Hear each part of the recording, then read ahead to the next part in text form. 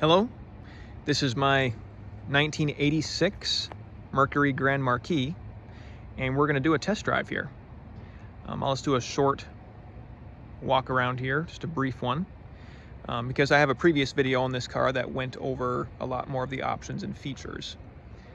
So like I said, this is an 86 Grand Marquis. This has the LS Decor package, which includes a few interior things. You can go over the other video for that. This has two-tone paint. It's light metallic on the top and light smoke metallic on the top and smoke metallic on the bottom. And I also want to show you guys the illuminated entry. So illuminated entry, this little light here in the lock will actually light up when you pull the door handle, and all the interior lights will come on. So here, I'll let you see that. See the light lit up, all the interior lights are on, and that helps you be able to find your key and let yourself in. Power locks in this car.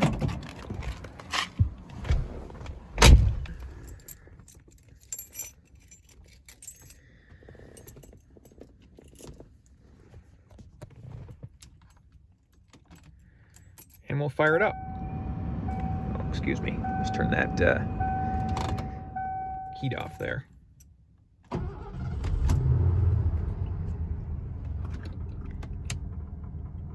I just love the soft green glow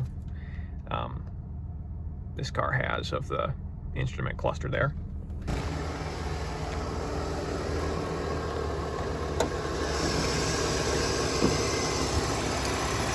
There's the 302.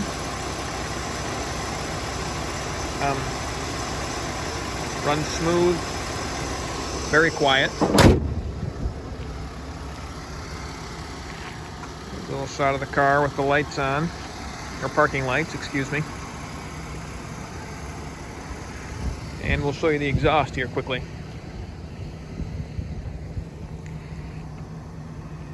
And that's just condensation from it's below freezing here. So there you go.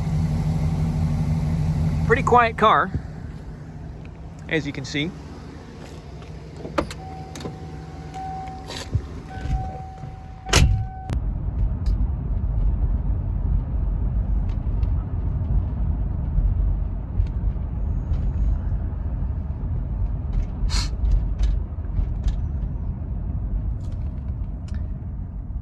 Visibility is quite good. The A pillars are pretty thin. The B and C pillars are a little chunkier, but still plenty of good visibility with this car.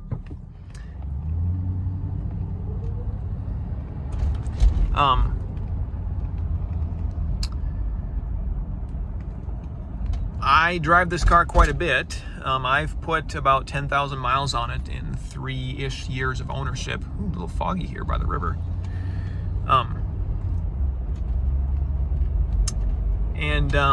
Yeah, it's a great car. It's just hard to keep the miles off it, honestly.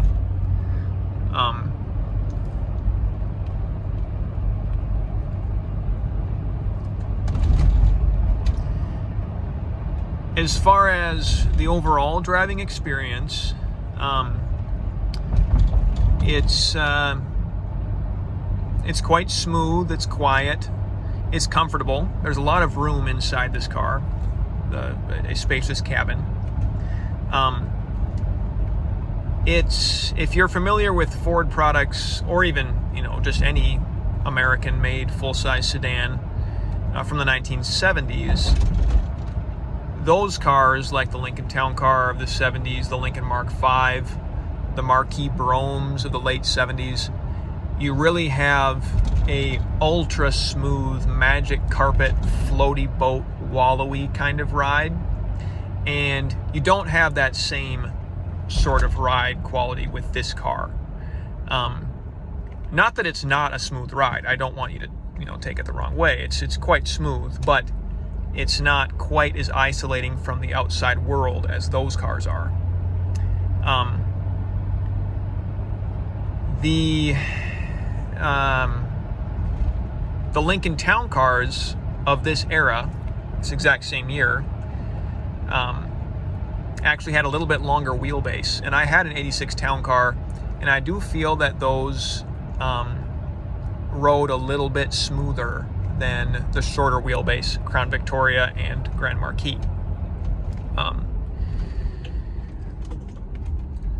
One area where these cars do better than their 1970s predecessors is in road feel and handling.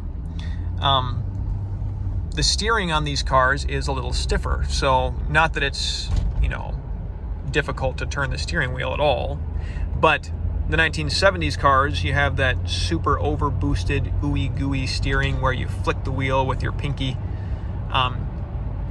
This doesn't have that. There's slightly more resistance to the wheel. Again, it's still quite easy to turn, but you get a little bit more feedback from the road. And the steering is tighter overall. The car is more responsive left to right. There's less body roll.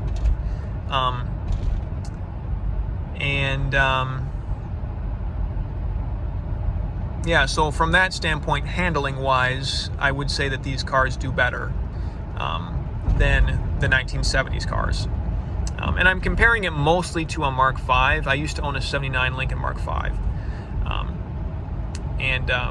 If I was going around twisties in a twisty race, this car would certainly beat it, beat that Mark V. Power, so, you can't really replace the old school big blocks, the 460s, the 455s from, Pontiac and Buick, and the 500 from Cadillac or 472, and those old school big blocks that made tons of torque, down low in the RPM range, just a touch of a pedal and you got effortless torque. The small block motor in this car doesn't have that same driving experience. And I love that experience. But on the flip side, you get a lot better miles per gallon. And you got to remember, this is the 80s. This is, well after the fuel crisis and all that.